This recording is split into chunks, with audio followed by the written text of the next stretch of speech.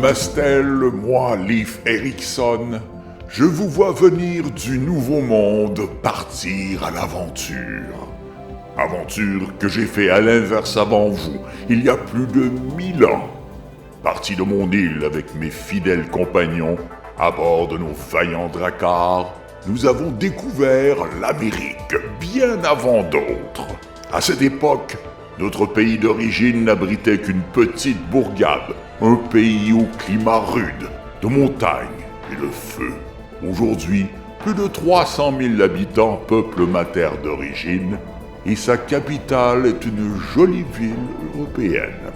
Au nom de mes ancêtres vikings, bien à l'abri du clocher de l'église de Hallgrímur, moi, Leif Erikson, grand navigateur, vous souhaite une merveilleuse aventure. À travers le sentier Laugavegor et Fimbulduran, partez à la découverte de l'Islande. Merci beaucoup, M. Erikson, mais avant le départ, il faut quand même se préparer le matériel. Nous aurons quand même à franchir plus de 75 km de montagne en 7 jours et 6 nuits. Il est aussi bien prudent de tester certaines pièces d'équipement stratégique, l'imperméabilité de nos nouveaux manteaux de pluie, par exemple.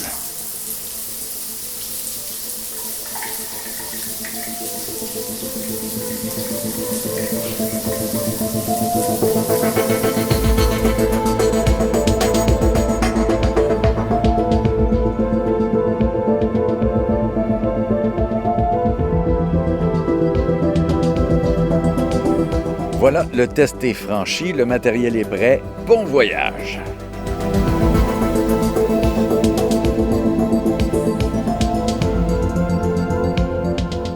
Ça, c'est le look vol de nuit en temps de pandémie.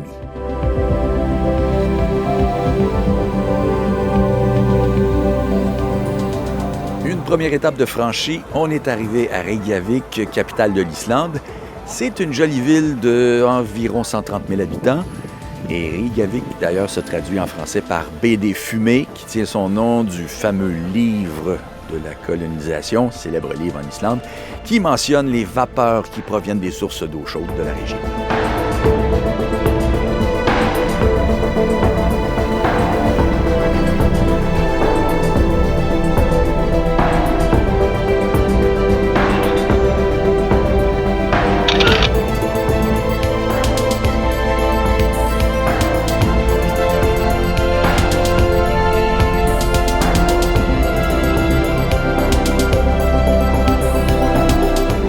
Petite particularité de l'Islande en ce temps de l'année, on est en début juillet, le soleil refuse obstinément de se coucher.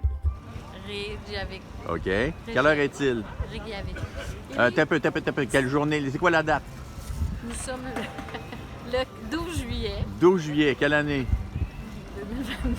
2022. OK. Quelle heure qui est? Il est 10h15 le soir. Hey, arrête de me bullshiter, là. Je te jure. Non, Chris. Là, j'ai dit Chris, mais je devrais pas dire ça. Il est 10h le soir, hein? Oui, oui. OK. Enfin, une journée qui pleut pas. OK. Mais il fait un peu soleil, là. T'es pas en train de me bullshiter, toi, là? Pas en tout. OK. On a quand même pris quelques minutes pour aller saluer M. Leif Erikson, qui est bien boulonné sur son socle face à cette église. Église qui est bien en vue à Reykjavik, vous ne pouvez pas la manquer. D'ailleurs, cette église-là a un nom imprononçable, comme d'ailleurs beaucoup de mots en islandais, d'ailleurs.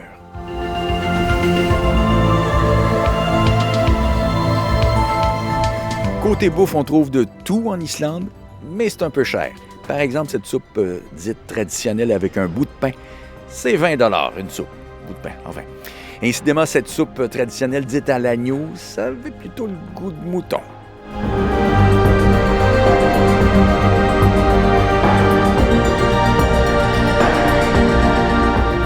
Toujours côté bouffe, vous devez absolument pas manquer le mets local le plus célèbre. Oui, on peut dire ça. L'équivalent, en fait, de notre poutine, une toute petite cantine au centre-ville de Reykjavik qui vous offre une variante toute islandaise du hot dog.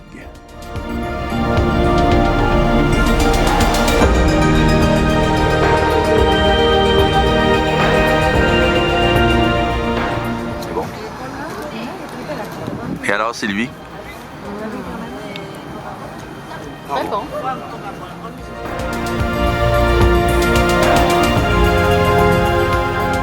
C'est le moment de quitter la capitale pour le début de la vraie aventure. Enfin, il y a une navette qui quitte Reykjavik en direction de Landmannalaugar. C'est le départ des sentiers qu'on a à faire.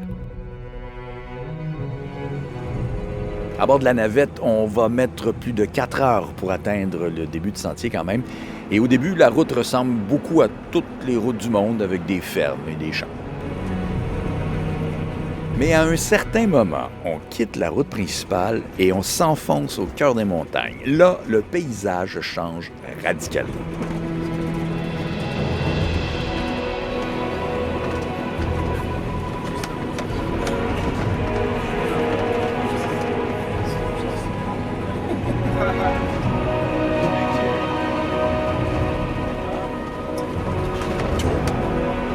En regardant les images, je ne sais pas si vous vous posez la question à savoir si le véhicule est amphibie, mais nous, à l'intérieur, on se le demande.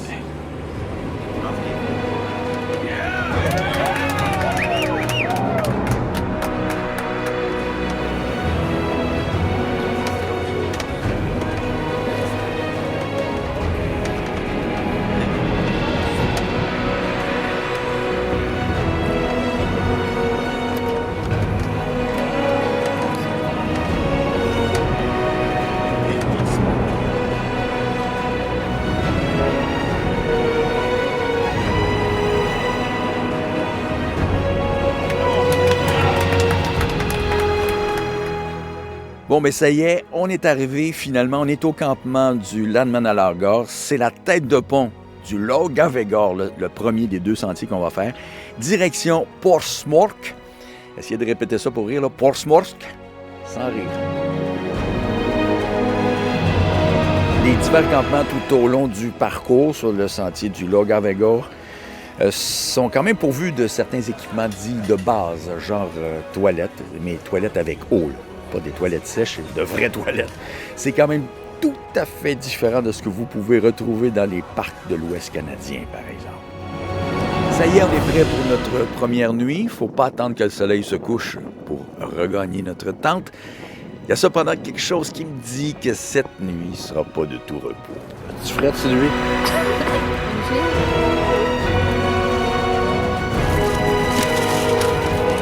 Outre une nuit assez fraîche de 4 degrés, il y a un élément supplémentaire qui s'est ajouté pour nous tenir éveillés une bonne partie de la nuit. Des vents d'environ, difficile à évaluer, d'environ 100 km/h. Ça a mis les tentes à rude épreuve et nos nerfs aussi.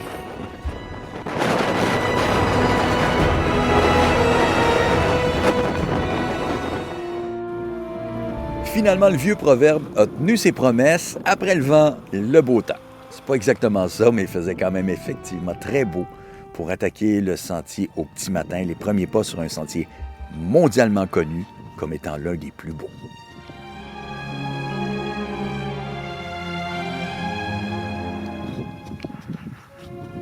Pendant qu'il y en a qui triment à monter, d'autres s'amusent. Ah, la jeunesse!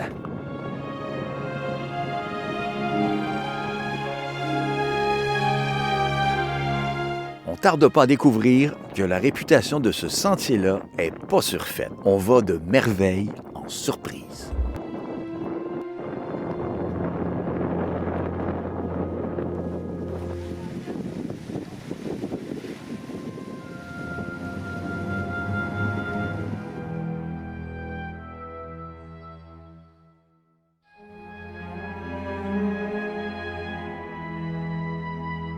Je pourrais me répéter ad nauseam sur la beauté des paysages de cette partie de l'Islande, mais jamais, au grand jamais, je ne réussirai en moi à vous décrire la beauté des lieux. Même mes photos ne pourraient pas décrire l'indescriptible.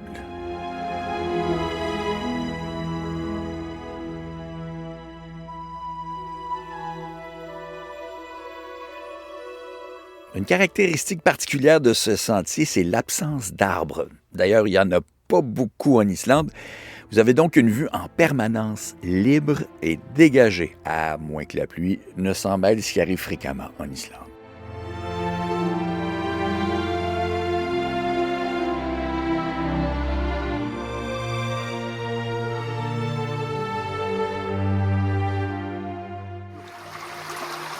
Qu'est-ce qu'on fait? Il va-tu, Sylvie? Hein? Ah, il va... Il va-tu? J'y vais.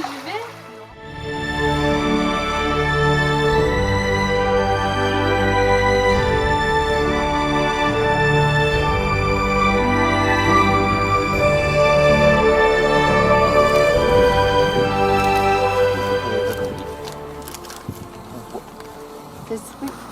Hein? Je fais le souper. Qui a faim? Maison. La soupe maison. Commenterai une soupe maison avec... Ben, dans un décor assez particulier quand même. on est dans un château viking. On est prêt pour une deuxième nuit, mais cette fois mieux protégé du vent. Pour information, en Islande, sur les sentiers, vous n'avez pas à protéger votre nourriture contre les bêtes sauvages. Il n'y en a pas. Enfin, presque pas.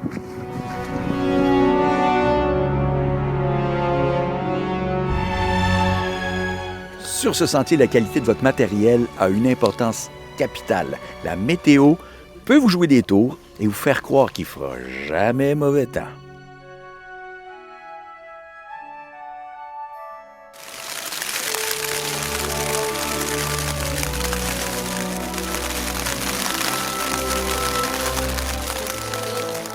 Méfiez-vous, c'est un pays pluvieux, froid et venteux. Oui, ça je l'ai déjà dit. Mais les décors, ça aussi je l'ai déjà dit, sont hallucinants et changeants. En ce moment, on marche dans une plaine de lave. Refroidie, bien sûr.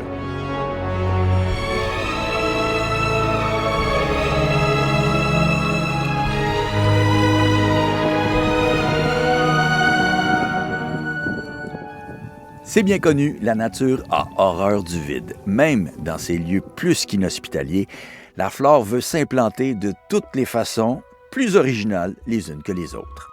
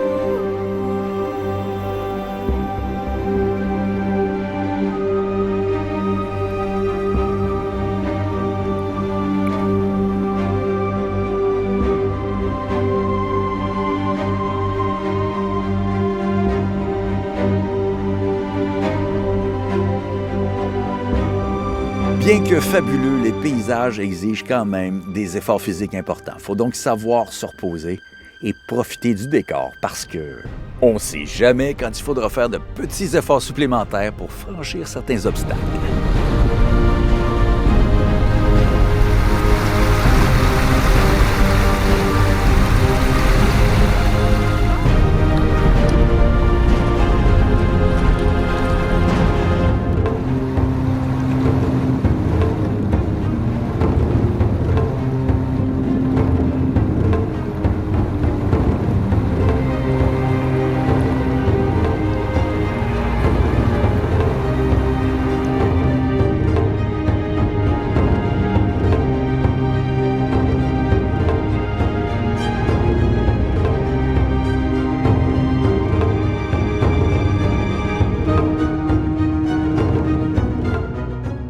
Il nous reste déjà que 13 km avant Portsmouth et qu'on ait complété le fameux Landmannalaugar.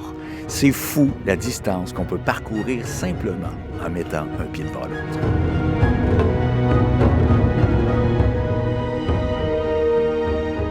Constamment d'un nouveau paysage qui parfois sont presque intimidants, comme cet immense glacier qui nous observe de toute son immense force tranquille et qui nous rappelle à nous notre propre fragilité.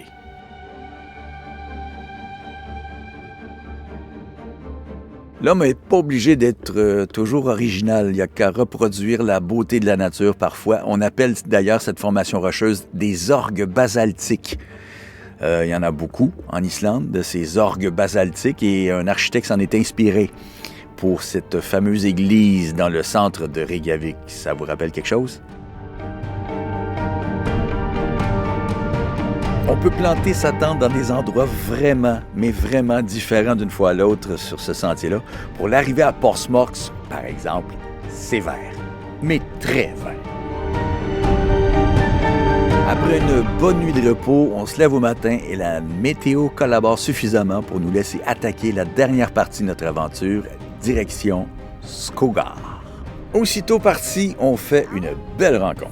So me and Denny, we met today. We're gonna hike together.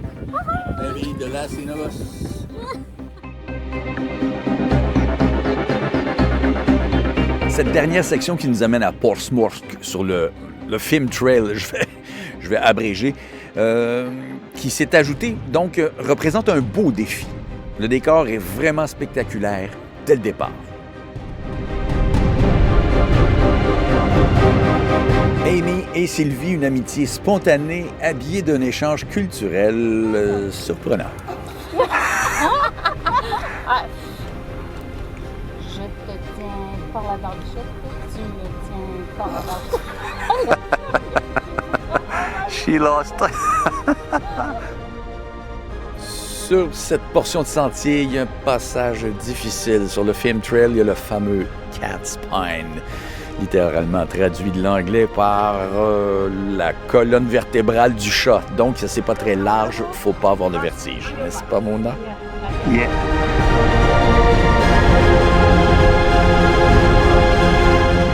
D'abord Denis, puis Sylvie s'attaque à l'épreuve. Amy, you right? Yep. OK, thank you. On va avancer. Ici, avec les deux bâtons en avant. Capable de faire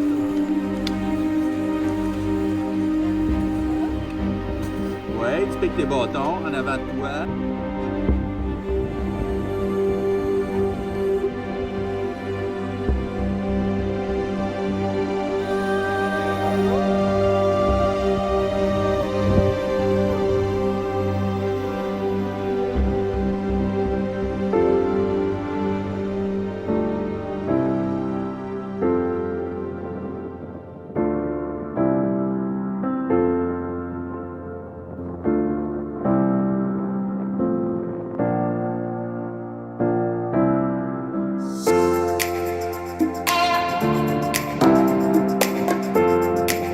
Un autre passage qui fait peur, faut pas lâcher la chaîne, sinon en cas de chute, ça pourrait être fatal.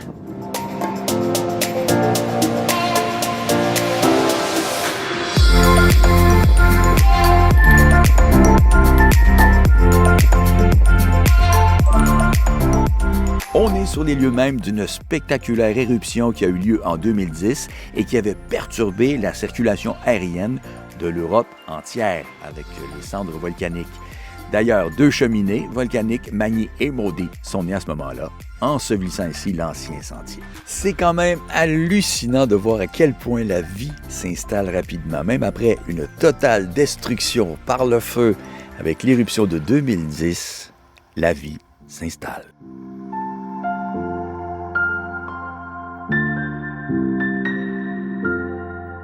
Au risque de me répéter, une nature dure, mais tellement spectaculaire. Heureusement, au loin, dans le brouillard, nous attend notre refuge pour la nuit. Parce que dans cette section, c'est impossible d'y planter sa tente. Le vent y est impitoyable. Une pause bien méritée, au chaud, en compagnie de la gardienne du refuge qui nous apprend les rudiments de la prononciation de l'islandais. Pas facile. OK. And the other one is Mýrdalsjökull. Mýrdalsjökull. I can hear you guys. Jökull. And the volcano, Oh, those ones. the young one. Yeah, Magni og Móði. Magni and Móði. Petite expérience particulière, essayez de faire une photo d'un coucher de soleil dans un pays où le soleil se couche pas. à cette période de l'année, même à 23h30.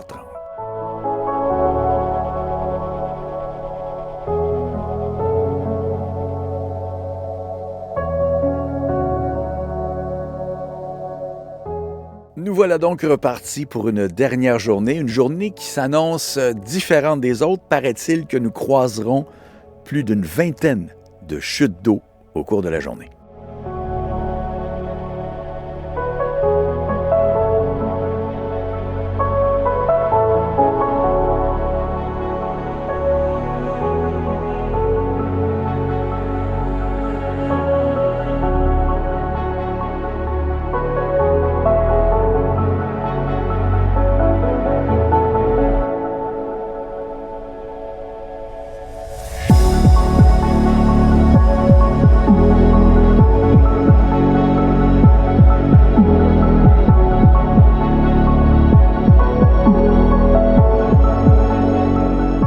Une nature vraiment spectaculaire qui parfois laisse des signatures bien étranges.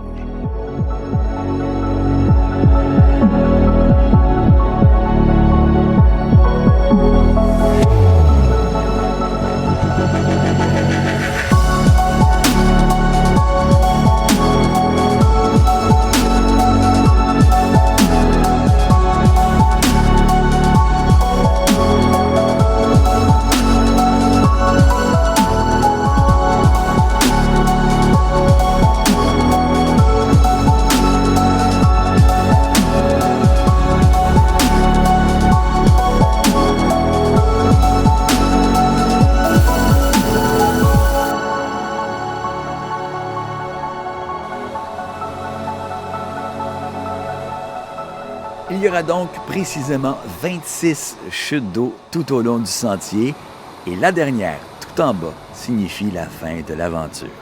On est content, on est fiers, malgré que ce soit la fin, et on mérite bien une petite activité récompense. Mais quoi donc?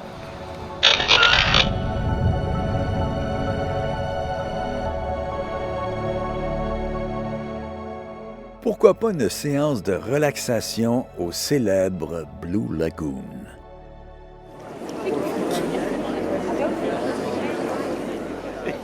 Ça sent un petit peu le souffle, hein? Mais oui! Oh, c'est chaud!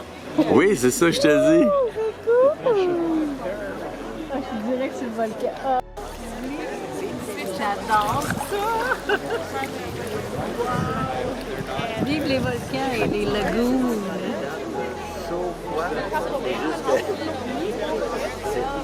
C'est chaud et très chaud.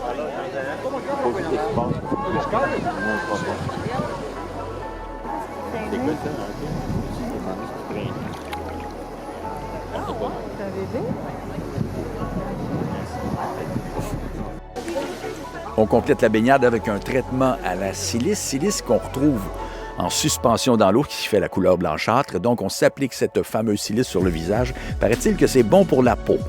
Ça n'enlève pas les rides, cependant.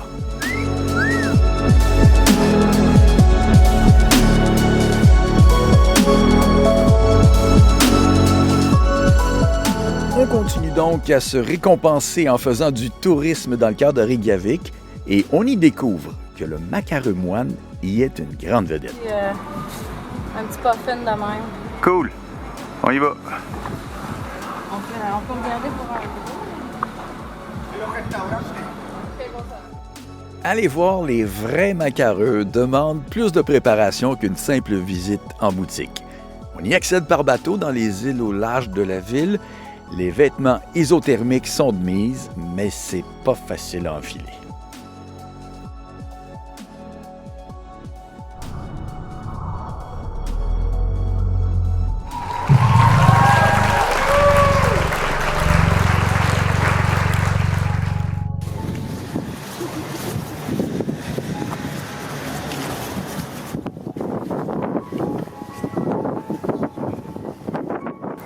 Ça va brasser d'après moi, ça.